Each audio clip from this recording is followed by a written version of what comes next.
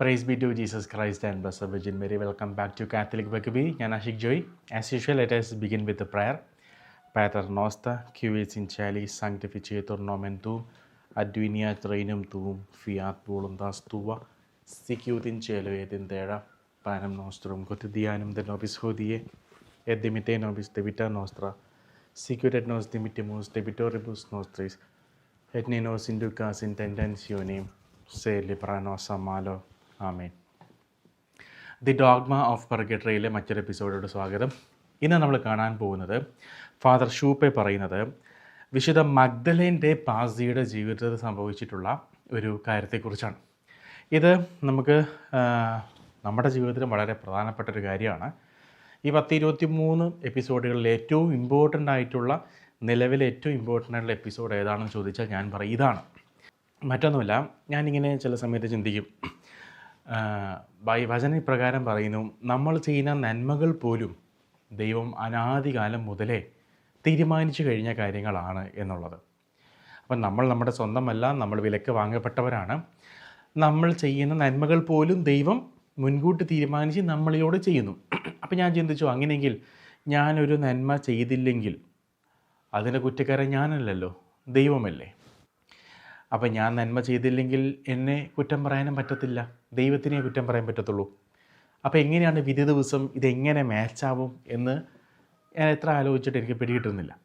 അങ്ങനെ ഇരിക്കുമ്പോഴാണ് സഭയുടെ ഒരു പഠനം ഞാൻ മനസ്സിലാക്കിയത്. അതിപ്രകാരമാണ്, വിധി ദിവസം നമ്മൾ വിധിക്കപ്പെടാൻ പോകുന്നത് ദൈവം നമ്മളിൽ വർഷിച്ച കൃപയോട് നമ്മൾ എങ്ങനെ പ്രത്യുത്തരിച്ചു എന്നതിനെ അടിസ്ഥാനപ്പെടുത്തിയിട്ടാണ് എന്നുള്ളത്. എന്തെങ്കിലും മനസ്സിലായോ? ആദ്യം എനിക്കൊന്നും മനസ്സിലായില്ല. ദൈവം നമ്മളെ വിധിക്കാൻ പോകുന്നത് ദൈവം നമുക്ക് നൽകിയ കൃപയോട് നാം എങ്ങനെ പ്രത്യുത്തരിച്ചു എന്നതിനെ അടിസ്ഥാനപ്പെടുത്തിയിട്ടാണ്. വളരെ ചുരുങ്ങിയ വാക്കിൽ പറഞ്ഞാൽ, വളരെ സിമ്പിളായിട്ട് പറഞ്ഞ് ഇത്രയേ ഉള്ളൂ. ഇന്ന് ദൈവം ഈ വീഡിയോ എടുക്കാൻ പോകുന്നതിന് മുൻപ് എൻ്റെ ഉള്ളിൽ ഒരു പ്രേരണ വരികയാണ്, എനിക്ക് ഇന്ന് വീഡിയോ എടുക്കേണ്ട, പകരം ഏതെങ്കിലും ഒരു ഓൾഡ് ഏജ് ഹോമിൽ പോയി അവിടെയുള്ള പാവങ്ങളെ ശുശ്രൂഷിക്കണം എന്നൊരു ചിന്ത എനിക്ക് വരികയാണ്. പക്ഷേ ഞാൻ എന്ത് ചെയ്യുന്നു? ആ സ്വരം കേൾക്കാതെ വീഡിയോ എടുക്കുന്നു. ഇവിടെ എന്താ സംഭവിച്ചത്? ഈ പാവങ്ങളെ ശുശ്രൂഷിക്കണം എന്ന ദൈവം നൽകിയ കൃപയോട് ഞാൻ എതിർപ്പാണ് പ്രകടിപ്പിച്ചത്. ഇതിനാണ് ഞാൻ വിധിക്കപ്പെടാൻ പോണത്. മനസ്സിലായല്ലോ? ഈ ഒരു സംഭവമാണ് നമ്മളിന്ന് കാണാൻ പോകുന്നത്. വിശുദ്ധ മഗ്ദലേൻ ഡേ പാസി അവരുടെ സന്യാസ സഭയിൽ നിന്ന് മരിച്ചുപോയ ഒരു കന്യാസ്ത്രീ 3 പ്രധാനപ്പെട്ട തെറ്റുകൾക്ക് ശുദ്ധീകരണ സ്ഥലത്ത് കഴിയേണ്ടി വന്നു. ആ 3 പ്രധാനപ്പെട്ട തെറ്റുകൾ ഞാൻ ഈ പറഞ്ഞ സംഭവത്തോട് കണക്ട് ചെയ്യാൻ പറ്റുന്ന കാര്യങ്ങളാണ്. അപ്പോൾ നമുക്ക് ഏകദേശം മനസ്സിലാവും ഞാൻ ഉദ്ദേശിച്ചത് എന്താണെന്നുള്ളത്. അപ്പോൾ ഒന്നാമത്തെ കാര്യം എന്ന് പറയുന്നത്, ഈ കന്യാസ്ത്രീ വിശുദ്ധ മഗ്ദലേൻ്റെ പാസിയുടെ കോൺവെൻറ്റിലുണ്ടായിരുന്ന ഈ കന്യാസ്ത്രീ ഒരു ദിവസം, അന്നൊരു ഫീസ്റ്റ് ഡേ ആയിരുന്നു. ആ ഫീസ്റ്റ് ഡേ ഏത് ഫീസ്റ്റ് ഡേ ആണെന്ന് പറയുന്നില്ല, ഒരു ഫീസ്റ്റ് ഡേ ആയിരുന്നു. ആ ഫീസ്റ്റ് ഡേ ഇവരെന്ത് ചെയ്തെന്ന് വെച്ചാൽ എംബ്രോയിഡറി ജോലി ചെയ്യുമായിരുന്നു. തുണിയിൽ എംബ്രോയിഡറി വർക്ക് ചെയ്യുമായിരുന്നു. അത് അത്ര വലിയ ഇമ്പോർട്ടൻ്റ് ആയിട്ടുള്ളൊരു കാര്യമായിരുന്നില്ല. അത് വേണമെങ്കിൽ നീട്ടി വെക്കാമായിരുന്നു. പക്ഷേ ഇവരത് ചെയ്തില്ല. അപ്പോൾ എംബ്രോയിഡറി വർക്ക് ചെയ്ത തെറ്റാണെന്നല്ല പറയുന്നത്. ആ പെർട്ടിക്കുലർ മൊമെൻറ്റിൽ ദൈവാത്മാവ് അവരോട് സംസാരിച്ചു, നീ ഇപ്പം ഇത് ചെയ്യണ്ട, ഈ ദിവസം പരിപാവനമായിട്ട് നീ വെക്കുക, ഈ ദിവസത്തോടുള്ള ബഹുമാനാർത്ഥം ഇത് നീ ചെയ്യേണ്ട. ഈ പ്രേരണ അവർക്ക് ലഭിച്ചിരുന്നു. അവരുടെ ഉള്ളിൻ്റെ ഉള്ളിൽ ഈ ഒരു ചിന്ത വന്നിരുന്നു. പക്ഷേ അവരെന്ത് ചെയ്തു? ആ എംബ്രോയിഡറി വർക്ക് ചെയ്തു. ഇതിന് ഈ ഒരു കാരണം കൊണ്ട് അവർ ശുദ്ധീകരണ സ്ഥലത്ത് വേദന അനുഭവിക്കുകയാണ്. അപ്പോൾ ജനറലൈസ് ചെയ്ത് നമ്മൾ പറയരുത് എംബ്രോയിഡറി വർക്ക് അങ്ങനെയല്ല. ആ പെർട്ടിക്കുലർ മൊമെൻറ്റ്, അതാണ് പറയുന്നത്. നമ്മൾ എന്ത് ചെയ്യുമ്പോഴും ദൈവഹിതം അനുസരിച്ചുള്ള പ്രവൃത്തിയാണോ എന്ന് പരിശോധിക്കണം എന്നുള്ളത്. ചിലർ എല്ലാ ധ്യാനകേന്ദ്രങ്ങളും മധ്യസ്ഥ പ്രാർത്ഥനയ്ക്ക് പോകും, ആരെ വിളിച്ചാലും വചനം പ്രഘോഷിക്കാൻ പോകും, എവിടെയും തീർത്ഥാടനത്തിന് പോകും. ഇതൊന്നും ദൈവം ആഗ്രഹിക്കണമെന്നില്ല. പ്രലോഭനങ്ങളെ വിടാവുന്ന പുസ്തകത്തിൽ എൻ്റെ ഓർമ്മയിൽ നിന്ന് ഞാൻ എടുത്തു പറയുന്നതാണ്. അതിൽ ബെന്നി പുന്നത്ര ഇപ്രകാരം പറയുന്നുണ്ട്. ഷാലോമിൻ്റെ തുടങ്ങാൻ പോകുന്ന കാലഘട്ടങ്ങളിൽ അദ്ദേഹത്തിന് ഒരു ചാൻസ് കിട്ടി. ഒരു കരിസ്മാറ്റിക് ഗ്രൂപ്പിനോട് 10,000-50,000 പേരുണ്ടായിരുന്നു തോന്നുന്നു വചനം പ്രഘോഷിക്കാൻ. അപ്പോൾ അദ്ദേഹത്തിന് ആത്മീയപിതാവിനോട് ചോദിച്ചു, പിതാവ് ഞാൻ പൊക്കോട്ടെ. അപ്പോൾ അച്ഛൻ പ്രാർത്ഥിച്ചപ്പോൾ ദൈവസ്വരം ഇപ്രകാരം പറഞ്ഞു, പോവേണ്ട. അപ്പം നമ്മളാണെങ്കിൽ എന്താ ചിന്തിക്കുക, 50,000 പേരോട് വചനപ്രഘോഷണം നടത്തേണ്ട എന്ന് ദൈവം പറയുമോ? അത് ഏറ്റവും വലിയ കാര്യമില്ലേ? സുവിശേഷം പ്രഘോഷിക്കണമെന്നല്ലേ ഈശോ പറഞ്ഞത്. പക്ഷേ ഈശോ പറഞ്ഞു പോവേണ്ട. അത് പിന്നീട് പുന്നത്തർക്ക് അത് വലിയൊരു അനുഗ്രഹമായിട്ട് മാറിയെന്ന് പറയുന്നുണ്ട്. ഇതുപോലെയാണ് നമ്മൾ ചിന്തിക്കും നന്മയായിട്ടുള്ള കാര്യമാണ്. നമ്മൾ മനസ്സിലാക്കണം, ഒരു ക്രിസ്ത്യാനി വിളിക്കപ്പെട്ടിരിക്കുന്നത് നന്മ പ്രവർത്തിക്കാനേ അല്ല, ദൈവഹിതം പ്രവർത്തിക്കാനാണ് വിളിക്കപ്പെട്ടിരിക്കുന്നത്. ഇതാണ് നമ്മളും ലോകവും തമ്മിലുള്ള വ്യത്യാസം. നമുക്ക് നന്മയായിട്ട് തോന്നുന്നതെല്ലാം ദൈവഹിത പ്രകാരമുള്ളതാവണമെന്നില്ല. വചനം പറയുന്നത് ദൈവഹിതം പ്രവർത്തിക്കുന്നവൻ എന്നും നിലനിൽക്കുന്നു എന്ന്. അതിനാൽ ദൈവഹിത പ്രകാരമുള്ളത് അറിയണമെങ്കിൽ പരിശുദ്ധാത്മാവിനാൽ നമ്മൾ നയിക്കപ്പെടണം. ദൈവസ്വരം നമ്മൾക്ക് കേൾക്കണം. ഒരു സ്ഥലത്ത് മധ്യസ്ഥ പ്രാർത്ഥനയ്ക്ക് വിളിക്കുമ്പോൾ ഓക്കെ, ഈശോ അത് പോകണ്ടെന്ന് ഈശോ പറയത്തില്ലല്ലോ. നല്ലൊരു കാര്യമല്ലേ സുവിശേഷ വേല ചെയ്യുന്ന ആത്മാക്കളെ രക്ഷിക്കുന്നത്? നോ. ഈശോയോട് ചോദിക്കണം, ഇന്ന് ഈ പെർട്ടിക്കുലർ ഈ ദിവസം ജാനുവരി 27-ാം തീയതി ഇതിന് ഞാൻ പോകണമോ? പക്ഷേ ഒരു 30-ാം തീയതി ആയിരിക്കാം. 27-ാം തീയതി നിന്നെക്കൊണ്ട് ദൈവത്തിന് വേറെ കാര്യം ചെയ്യാനുണ്ട്. അപ്പോൾ അന്ന് ഫീസ്റ്റ് ഡേ ദൈവം പറഞ്ഞു, മോളെ നീ ഈ ഒരു ദിവസത്തിൻ്റെ ബഹുമാനാർത്ഥം അതിനോട് റെഫറൻസ് കാണിച്ചുകൊണ്ട് നീ ഇന്ന് ഈ എംബ്രോയ്ഡറി വർക്കൊന്നും നീ ചെയ്യേണ്ട.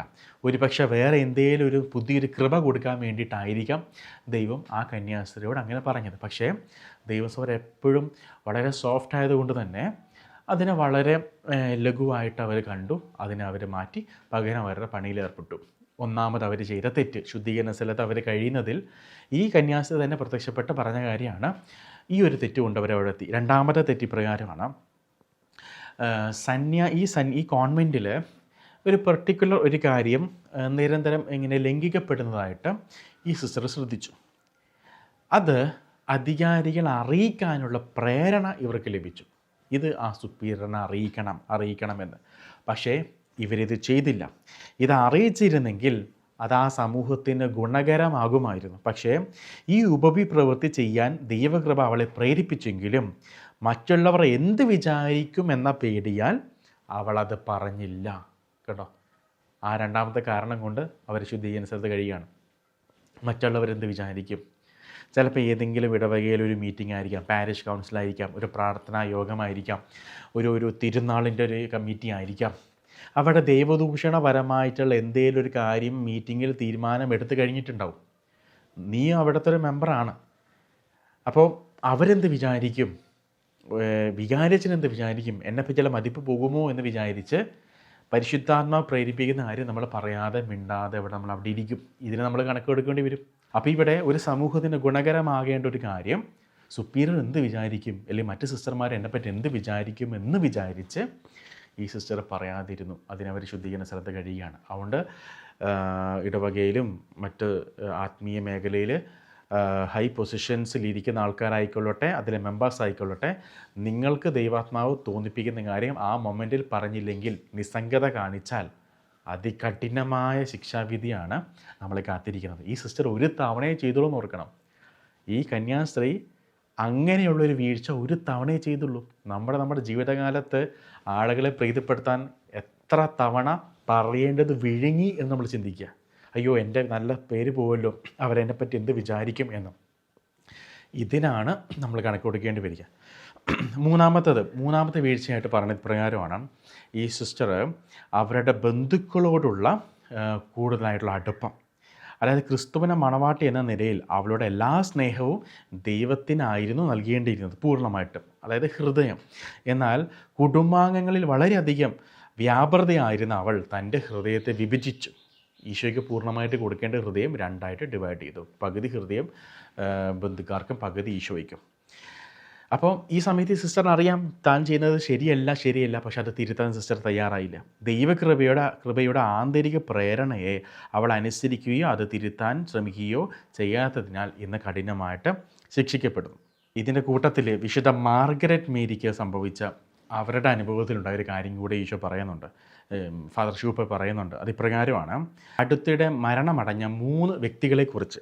അതിൽ 2 പേര് സന്യസ്തരായിരുന്നു, ഒരാൾ സാധാരണക്കാരനായിരുന്നു, ഒരു സെക്യുലർ വിഭാഗത്തിൽപ്പെട്ടതായിരുന്നു. ഇത് അറിഞ്ഞപ്പോൾ മുതൽ ഈ 3 പേർക്ക് വേണ്ടിയും ഈ വിശുദ്ധ മാർഗരറ്റ് പ്രാർത്ഥിക്കാൻ വേണ്ടിയിട്ട് തുടങ്ങി.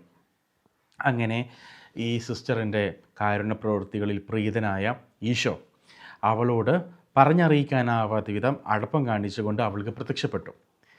അഗ്നിമയമായ ആ തടവറകളിൽ, അതായത് ശുദ്ധീകരണ സ്ഥലത്ത് കഷ്ടപ്പെടുന്ന ആ 3 ആത്മാക്കളെയും അവൾക്ക് കാണിച്ചു കൊടുത്തിട്ട് ഈശോ പറഞ്ഞു, മകളെ, ഇന്ന് പുതുവത്സരമാണ്. അന്ന് ന്യൂ ഇയർ ദിവസമായിരുന്നു.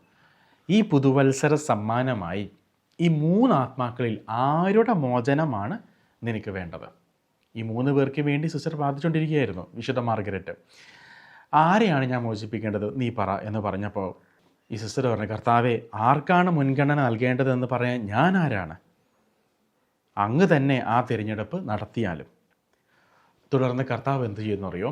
ഈ 3 പേരിൽ 2 പേര് സന്യസ്തരാണ്, ഒരാൾ ഒരു സാധാരണക്കാരനാണ്, സെക്യുലർ വിഭാഗത്തിൽപ്പെട്ടതാണ്. എന്നിട്ട് കർത്താവ് ഈ സാധാരണക്കാരനെ ശുദ്ധീകരണ സ്ഥലത്ത് നിന്ന് മോചിപ്പിച്ചു. എന്നിട്ട് ഈശോ പറഞ്ഞത് പ്രകാരമാണ്, സന്യാസികൾക്ക് അവരുടെ ജീവിതകാലത്ത് പാപപരിഹാരം ചെയ്യാൻ കൂടുതൽ മാർഗങ്ങളുണ്ടായിരുന്നു എന്നതിനാൽ അവർ കഷ്ടപ്പെടുന്നത് കാണുന്നതിൽ തനിക്ക് അല്പം കുറഞ്ഞ വിഷമമേ ഉള്ളൂ എന്ന് കർത്താവ് അരുളി ചെയ്തു. അതായത് ഈ കന്യാസ്ത്രീകൾക്ക്, അല്ലെങ്കിൽ ആരായിക്കൊള്ളട്ടെ, വൈദികനായിക്കൊള്ളട്ടെ, ഈ സന്യസ്തർക്ക് അവർക്ക് അറിയാം ഭൂമിയിൽ വെച്ച് ഇന്ന പരിഹാരം ചെയ്യണം, അല്ലെങ്കിൽ അവരെ കാത്തിരിക്കുന്ന ശിക്ഷാവിധി അവർക്കറിയാം. ദണ്ഡിവിമോചനം സ്വീകരിക്കാനുള്ള വഴികളറിയാം, പ്രത്യേക ഫീസ്റ്റ് ഡേയ്സ് അവർക്കറിയാം, പൂർണ്ണ ദണ്ഡിവിമോചനം, ഭാഗ്യ ദണ്ഡിവിമോചനം എല്ലാം അവർക്കറിയാം, പരിഹാര പ്രവൃത്തികളുടെ രീതികളെല്ലാം അവർക്കറിയാം. ഇതൊന്നും ബോധപൂർവം ചെയ്യാത്തത് കൊണ്ടാണ് ശുദ്ധീകരണ സ്ഥലത്ത് ഇവരെത്തിയിരിക്കുന്നത്. എന്നാൽ ആ സാധാരണക്കാരനെ സംബന്ധിച്ച് അവനോട് ഇതാരും പറഞ്ഞു കൊടുത്തിട്ടില്ല. അപ്പോൾ ഈശോ പറയാണ്, ഇവർക്ക് ഇങ്ങനെയൊക്കെ ഓപ്ഷൻ ഉണ്ടായിരുന്നു, അതവർ ചെയ്തില്ല. അതുകൊണ്ട് അവരവിടെ കിടക്കുന്നതിൽ, അവർ മോചിപ്പിക്കപ്പെടാത്തത് എനിക്ക് അല്പം കുറഞ്ഞ വിഷമമേ ഉള്ളൂ. അപ്പം ഞാൻ ആഗ്രഹിക്കുന്നത് ഈ പാവപ്പെട്ടവനെ ഇവിടെ നിന്ന് മോചിപ്പിക്കാനാണ് എന്നാണ് പറഞ്ഞു വരുന്നത്. അപ്പോൾ പറയുമ്പോഴവരെ ഇവിടെ ഫാദർ ഷൂപ്പ പറയുന്നത് ഇപ്രകാരമാണ്, കൂടുതൽ ലഭിച്ചവനിൽ നിന്ന് ദൈവം കൂടുതൽ ആവശ്യപ്പെടുക തന്നെ ചെയ്യും. അപ്പോൾ മറ്റൊരു എപ്പിസോഡിൽ കാണുന്നവരെ പരിശുദ്ധമായിട്ട് പ്രാർത്ഥിച്ചുകൊണ്ട് നമുക്ക് അവസാനിപ്പിക്കാം. ആവേ മരിയ ഗ്രാസിയ പ്ലേന Dominus tecum, benedicta tu in mulieribus, et benedictus fructus ventris tui, Iesus. Sancta Maria, Mater Dei, ora pro nobis peccatoribus, nunc et in hora mortis nostrae. Amen. Viva Christe.